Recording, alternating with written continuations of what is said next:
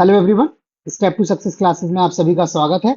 Daily current affair series में आज के वीडियो में हम लोग 4 से 7, 4, 5, 6 और 7 4 दिन का करंट एक साथ डिस्कस कर रहे हैं। चूंकि कंटेंट बहुत ज्यादा नहीं था तो इस वजह से 3 दिन की जगह 4 दिन का वीडियो है ये। ठीक है, तो स्टार्ट करते हैं अपने पहले क्वेश्चन से। आज के पहला क्वेश्चन है, वर्ष 2024 का फिजियोलॉजी या मेडिसिन का नोबेल पुरस्कार किसने जीता है? ऑप्शन है कैटालिन कारिको और ड्रू वीसमैन, विक्टर एम्ब्रोस और गैरी रुवकुन, रॉबर्ट हेबरमैन और जेम्स एलिस, या जेफरी सी हॉल और माइकल रोशबॉस। तो सही जवाब इसका ऑप्शन बी। ये वैज्ञानिक हैं विक्टर एम्ब्रोस और गैरी रुकवन। इन दोनों लोगों ने संयुक्त रूप से फिजियोलॉजी या मेडिसिन क्षेत्र का वर्ष 2024 का नोबेल प्राइज जीता हुआ है। ठीक है, इन दोनों वैज्ञानिकों को माइक्रो आरएनए की खोज और पोस्ट ट्रांसक्रिप्शनल जीन विनियमन में इसकी भूमिका, अर्थात माइक्रो आरएनए की भूमिका, इसकी खोज के लिए इनको क्या किया गया है? सम्मानित किया गया है। ये राइट हैंड में गैरी रुकवन और विक्टर एम्ब्रोस की जो है वो तस्वीर लगी हुई है। इन लोगों ने संयुक्त रूप से पुरस्कार जीता है, अर्थात ये पुरस्कार की राशि जो है इसको साझा करेंगे। बाकी जो माइक्रो आरएनए है, ये जीन गतिविधि को विनियमित या रेगुलेट करने में महत्वपूर्ण भूमिका निभाता है। ठीक है, जो जीन की एक्टिविटीज हैं उनको रेगुलेट करने में ये क्या करता है? इंपॉर्टेंट रोल प्ले करता है। और एक यहाँ पे एडिशनल फैक्ट ये है कि जो वर्ष 2023 का फिजियोलॉजी या मेडिसिन क्षेत्र का नोबेल पुरस्कार था, वो कैटालिन कारिको और ड्रू वीसमैन को दिया गया था। ठीक है, तो अब जो है वो नोबेल प्राइज के नेम्स आना स्टार्ट हो गए हैं, धीरे धीरे बाकी भी आ जाएंगे। यहां पे आपके लिए इंपॉर्टेंट ये है कि आप लोग ये पता रख लें कि नोबेल प्राइज में जो पुरस्कार की कीमत होती है या पुरस्कार की जो राशि होती है वो राशि कितनी होती है। ठीक है, उसके बाद से इन पुरस्कारों का जो है आयोजन कहाँ किया जाता है, कौन सा पुरस्कार किस संस्था द्वारा दिया जाता है, ये डेटा बना लें। और ये डेटा ऐसे बनाएं कि आपके पास हमेशा अवेलेबल हो, बिकॉज ये क्वेश्चन हर साल लगभग पूछे जाते हैं। ठीक है, तो थोड़ा सा आपको यहाँ पे ये वर्क करना रहेगा। नेक्स्ट क्वेश्चन, तिरुपति लड्डू में प्रयुक्त घी की अशुद्धता के आरोपों की जांच के लिए सर्वोच्च न्यायालय ने कितने सदस्यीय जांच दल का गठन किया है? ऑप्शन है 3, 4, 5 और 7।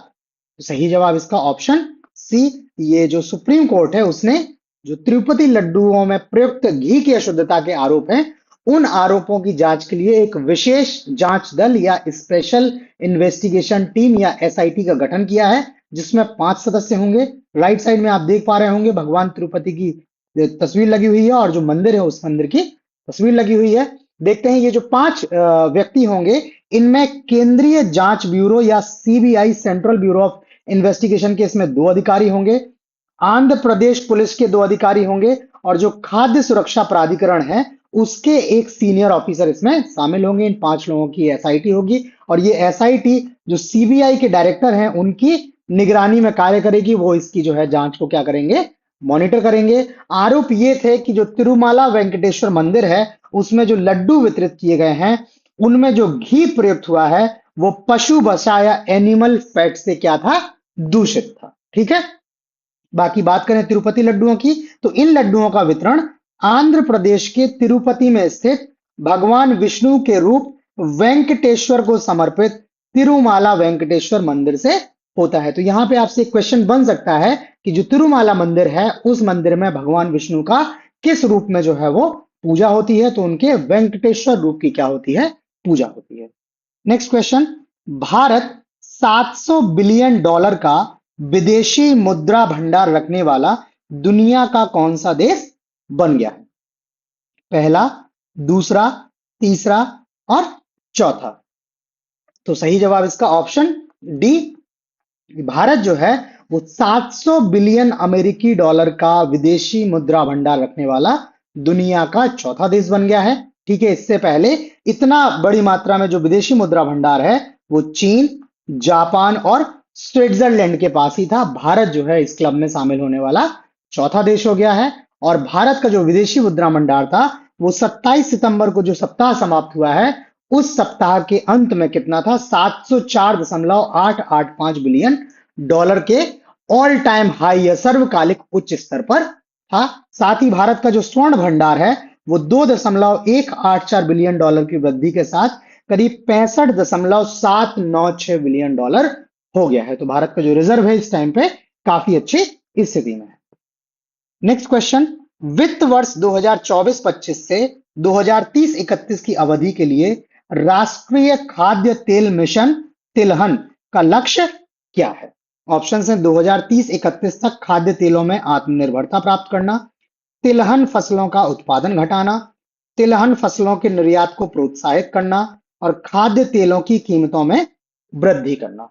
सही जवाब इसका ऑप्शन ए। ये जो राष्ट्रीय खाद्य तेल मिशन है या नेशनल जो मिशन ऑन एडिबल ऑयल्स जो है और तिलहन लगा है यानी ऑयल सीड्स लगा है, इस मिशन का उद्देश्य वर्ष 2030-31 तक जो है वो खाद्य तेल या एडिबल ऑयल्स में क्या करना है, आत्मनिर्भरता जो है वो प्राप्त करना है। ठीक है, ये मिशन जो है वो 7 साल की अवधि तक काम करेगा, 2024-25 से लेके 2030-31 तक के लिए ये काम करेगा और इस पे करीब सरकार 10,103 करोड़ रुपए जो है वो खर्च करेगी। ठीक है, और इसका जो प्रमुख उद्देश्य है, जो प्रमुख तिलहन फसलें हैं सरसों, मूंगफली, सोयाबीन, सूरजमुखी और तिल, इनके उत्पादन को क्या करना है, बढ़ावा देना है ताकि इनसे जो महत्वपूर्ण जो खाद्य तेल प्राप्त होता है उसमें देश क्या करे, आत्मनिर्भरता हासिल कर सके। अर्थात देश की जो जरूरतें हैं खाद्य तेलों की वो अपने यहाँ उगाए गए जो है इन फसलों से किया जा सके। ठीक है, और इस मिशन का जो लक्ष्य है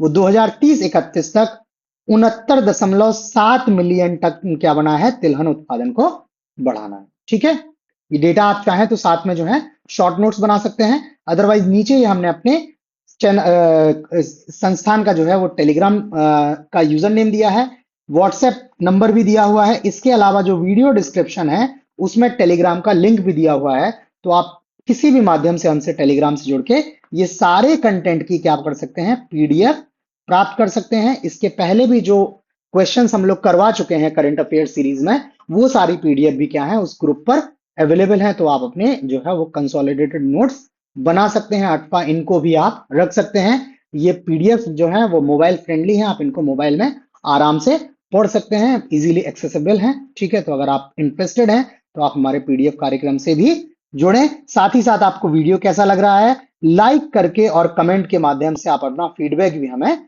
देते रहें, ताकि इनमें जहीं वही गुंजाइश होगी तो हम इनको जो है आपके सजेशंस के अनुसार और सुधार करेंगे। नेक्स्ट क्वेश्चन है, उत्तर प्रदेश के प्रयागराज में महाकुंभ 2025 के लिए किस प्रमुख प्रतीक से जुड़े नए लोगो का अनावरण किया गया है? जो नया लोगो है उसमें कौन सा जो इंपॉर्टेंट एक प्रतीक है, ठीक है, सिंबल है, वो दर्शाया गया है। अमृत शंख, अमृत कलश, अमृत धारा और अमृत युग। तो सही जवाब इसका ऑप्शन बी। ये जो इसमें अमृत कलश जो है वो प्रमुख प्रतीक के रूप में क्या किया गया है, दर्शाया गया है। ये अमृत कलश वो कलश है जब समुद्र मंथन हुआ, देवताओं और जो है वो दैत्यों के बीच समुद्र मंथन हुआ और समुद्र से जो है जो अमृत निकला हुआ था, तो वो अमृत इसी कलश में क्या निकला हुआ था, जो निकला हुआ था, तो उस अमृत कलश को इसमें दर्शाया हुआ है। ठीक है, बाकी इसमें जो है वो और भी जो लोगो हैं उसमें चीजें हैं, जिसमें अक्षय वट है, उसके बाद से एक मंदिर दिखाया गया है, एक दृष्टा या संत दिखाए गए हैं, एक कलश जिसकी अभी हम बात कर चुके हैं, और भगवान हनुमान की क्या की गई है, तस्वीरें इसमें शामिल की गई हैं। और जो 2025 का महाकुंभ है उसका आदर्श वाक्य जो है वो है सर्व सिद्धि प्रद कुंभ। ठीक है, ये राइट हैंड में लोगो आप देख सकते हैं जिसमें ऊपर ये लिखा हुआ है सर्व सिद्धि प्रद कुंभा। और एक चीज आप याद रखिए कि जो महाकुंभ होता है वो 12 वर्ष के अंतराल में जो है वो प्रयागराज में आयोजित किया जाता है। तो इससे पहले 2013 में महाकुंभ हुआ था, अब 2025 में महाकुंभ आयोजित होने वाला है। और ये जो महाकुंभ है ये 4 स्थानों पर आयोजित होते हैं। तो एक तो आपका जो है वो प्रयागराज हो गया, बाकी आप लोग ध्यान रखिएगा कि 3 और अन्य जगह कौन सी हैं जहां पर ये कुंभ का आयोजन होता है। ठीक है, प्लस इस बार का कुंभ, इससे पहले कुंभ कब हुआ था, और एक इंपॉर्टेंट फैक्ट यहाँ पे आता है कि किस राजा ने ये कुंभ की जो है वो शुरुआत की थी। ठीक है, तो ये जो है आपको हिस्ट्री से रिलेटेड फैक्ट्स हैं, ये आपको खुद से पढ़ने हैं। ठीक है, अगर आपको जानकारी है तो आप कमेंट कर सकते हैं ताकि और लोग भी इसके बारे में जान लें। कुंभ के रिगार्डिंग 2 इंपॉर्टेंट फैक्ट ये हैं कि एक तो जो यूनेस्को है उसने कुंभ मेले को मानवता की अमूर्त सांस्कृतिक विरासत के रूप में क्या किया है, नामित किया है। और इसके अलावा कुंभ मेला जो है वो दुनिया का सबसे बड़ा शांतिपूर्ण तीर्थ यात्रा सम्मेलन माना जाता है। ठीक है, यहां पर करोड़ों की जो है वो भीड़ होती है और सारा आयोजन जो है एकदम शांतिपूर्वक होता है। अगला क्वेश्चन, विदेश मंत्री एस जयशंकर ने संघाई सहयोग संगठन या एससीओ की बैठक के लिए किस देश का दौरा करने की योजना बनाई है? चीन, रूस, कजाकिस्तान और पाकिस्तान। तो सही जवाब इसका ऑप्शन डी। ये जो संघाई सहयोग संगठन है, इसके जो शासनाध्यक्ष हैं, जो इसके सदस्य देश हैं, उन सदस्य देशों के जो शासनाध्यक्ष हैं, उनकी बैठक इस्लामाबाद में आयोजित होनी है। और उसी बैठक में जो है शामिल करने के लिए विदेश मंत्री एस जयशंकर ने योजना बनाई हुई है। ये सम्मेलन 15 और 16 अक्टूबर को क्या किया जाएगा, इस्लामाबाद पाकिस्तान में आयोजित। ठीक है।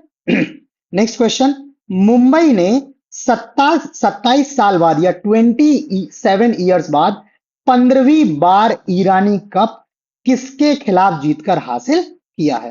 कर्नाटक, शेष Bharat, rest of India, Saurashtra और विदर्भ। तो सही जवाब इसका ऑप्शन बी। ये मुंबई ने शेष भारत अर्थात जो है जो रेस्ट ऑफ इंडिया है उसके खिलाफ जो है वो जीतकर ईरानी कप क्या किया है, 15वीं बार जीता हुआ है और 27 साल के अंतराल के बाद जीता हुआ है। ये ईरानी कप का जो फाइनल था ये 5 अक्टूबर को खेला गया।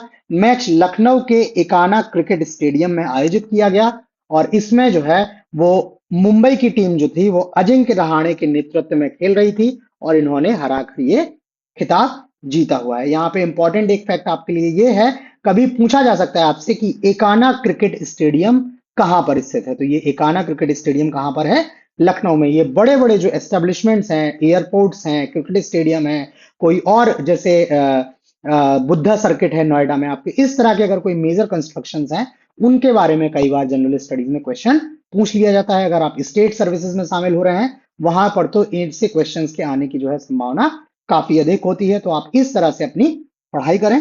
ठीक है। बाकी 1997-98 के बाद मुंबई ने पहली बार मतलब 27 साल बाद जो है ये ट्रॉफी जीती हुई है। ठीक है। बाकी ये ईरानी कप जो है ये रणजी ट्रॉफी जो होती है उस रणजी ट्रॉफी की जो चैंपियन टीम है, ठीक है, तो एक तो टीम वो हो गई जिसने रणजी ट्रॉफी जीती है। उसके बाद जो शेष भारत की जितनी भी टीमें हैं उन टीमों से कुछ कुछ खिलाड़ी चुन के एक नई टीम बनती है जिसको शेष भारत या रेस्ट ऑफ इंडिया बोला जाता है। तो उन दो टीमों के बीच में ईरानी कप खेला जाता है और चूंकि इस बार का जो रणजी ट्रॉफी है वो मुंबई ने जीता हुआ था, इस वजह से ईरानी कप का जो मैच हुआ था वो मुंबई और रेस्ट ऑफ इंडिया के बीच हुआ और इसमें मुंबई ने जो है वो शानदार जीत दर्ज की है। तो ये भी आपके लिए यहाँ पे इंपॉर्टेंट फैक्ट है कि पहले तो ईरानी कप जो है किस खेल से संबंधित है, तो क्रिकेट से संबंधित है। रणजी ट्रॉफी किस खेल से संबंधित है, तो क्रिकेट से संबंधित है। और ईरानी कप में कौन शामिल होता है, तो रणजी ट्रॉफी की विजेता टीम और उसके बाद रेस्ट ऑफ इंडिया या देश की अन्य जो टीमें हैं स्टेट्स की, उन सबको मिलाकर जो एक टीम बनती है वो। ठीक है। आप चाहें तो इनको जो है शॉर्ट नोट्स बना लें या जैसे मैं आपको पहले ही बता चुका हूं टेलीग्राम या व्हाट्सएप के माध्यम से हमसे जुड़ के ये पीडीएफ भी इनकी ले सकते हैं। साथ ही साथ आप जो है अपना लाइक करके और कमेंट करके हमें फीडबैक जरूर देते रहें। अगला क्वेश्चन है, पेरू में आयोजित आईएसएसएफ जूनियर विश्व कप चैंपियनशिप की पदक तालिका में भारत किस स्थान पर रहा है? ये शूटिंग की है, इसमें जो है वो शूटिंग की कई कैटेगरी शामिल होती हैं। भारत किस स्थान पर रहा है? प्रथम, द्वितीय, तृतीय और चतुर्थ। तो सही जवाब इसका ऑप्शन ए। जो पेरू पेरू की राजधानी है लीमा, तो लीमा में ये प्रतियोगिता आयोजित हुई और इस चैंपियनशिप में भारत ने 13 स्वर्ण पदक जीते हैं। 13 क्या जीते हैं? गोल्ड मेडल जीते हैं। और अगर टोटल पदकों की बात करें तो टोटल भारत के जो पदक थे इसमें 24 थे, तो 13 इसमें जो है वो गोल्ड थे। उसके बाद से 3 जो थे इसमें सिल्वर थे या रजत पदक थे और उसके बाद से 8 जो थे इसमें ब्रॉन्ज मेडल थे। ठीक है। तो इस तरह से टोटल 24 पदक जो है भारत ने हासिल किए हैं और इसमें शीर्ष स्थान जो है भारत ने हासिल किया। आप चाहें तो ये जो 13 व्यक्ति हैं जिन्होंने स्वर्ण पदक जीते हैं उनके नाम देख सकते हैं। अगर आप और चाहते हैं तो टोटल 24 लोगों के नाम भी आप देख सकते हैं। सारा कुछ इंटरनेट पे ये अवेलेबल है, लेकिन मुझे लग रहा है कि इंपॉर्टेंट यहाँ पे यही है कि भारत किस स्थान पर रहा है, कुल कितने पदक जीते हैं और इन पदकों में स्वर्ण कितने हैं। ठीक है, बाकी जो द्वितीय स्थान की बात है तो इटली जो है वो 13 पदकों के साथ द्वितीय स्थान पर, जबकि नॉर्वे जो है वो 10 पदकों के साथ क्या रहा है, तीसरे स्थान पर रहा है। ठीक है, अगला क्वेश्चन, दीपा कर्माकर जिन्होंने हाल ही में जिम्नास्टिक से संन्यास की घोषणा की है, ने किस वर्ष ओलंपिक खेलों में चौथा स्थान प्राप्त किया था। ये इनका क्या था, सर्वोत्तम प्रदर्शन था। इवन भारत की तरफ से जो है वो जिम्नास्ट में सर्वोत्तम प्रदर्शन था उस समय। ठीक है, तो आपको बताना है किस वर्ष के ओलंपिक खेलों में था, 2016, 2018, 2021 और 2014।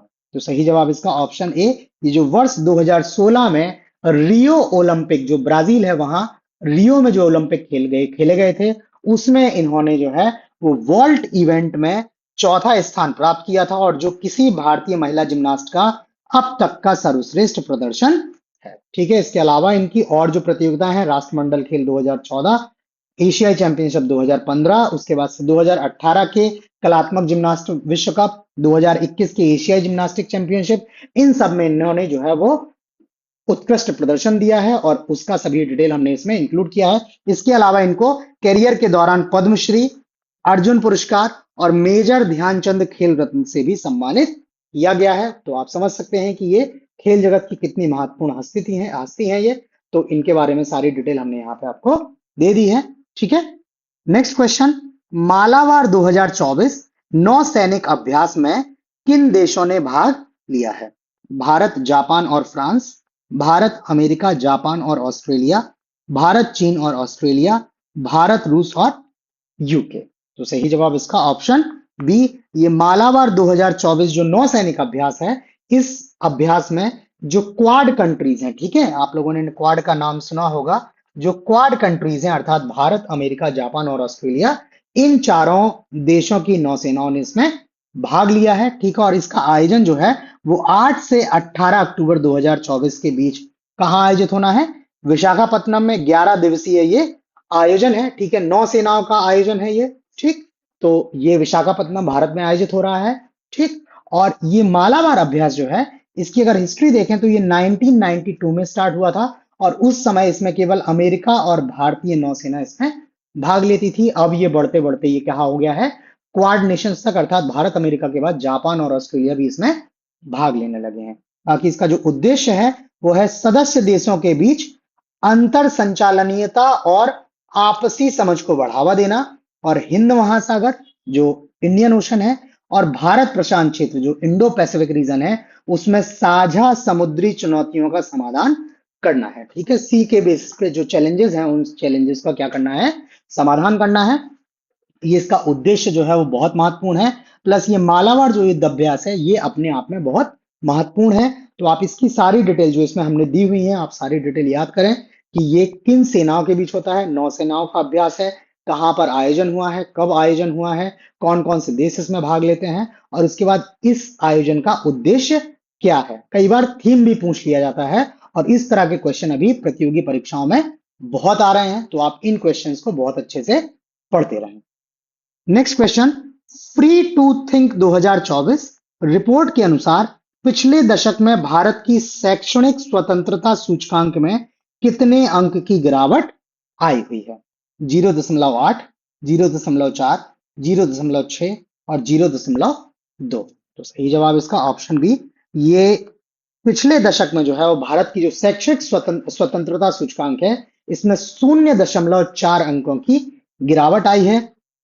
2013 में जहां भारत इसमें रैंकिंग में 0.6 अंक थे, ये 2023 में घटकर मात्र 0.2 अंक रह गए हैं। और इस रिपोर्ट के अनुसार भारत जो है वो पूर्णतः प्रतिबंधित या कंप्लीटली रेस्ट्रिक्टेड स्थिति या रैंकिंग में है, और जो 1940 के दशक के मध्य के बाद से भारत का सबसे कम स्कोर है। 1940 के दशक का मध्य था, उस समय भारत की जो स्थिति थी उसकी तुलना में जो है वो भारत का सबसे कम है। भारत का जो है इस जो इंडेक्स है काफी इसमें जो है वो प्रदर्शन खराब है।